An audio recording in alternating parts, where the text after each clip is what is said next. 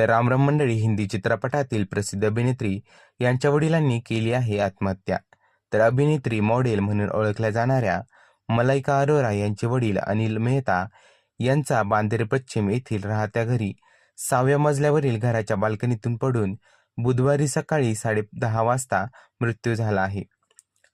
अनिल हे सध्या 80 वर्षाचे होते.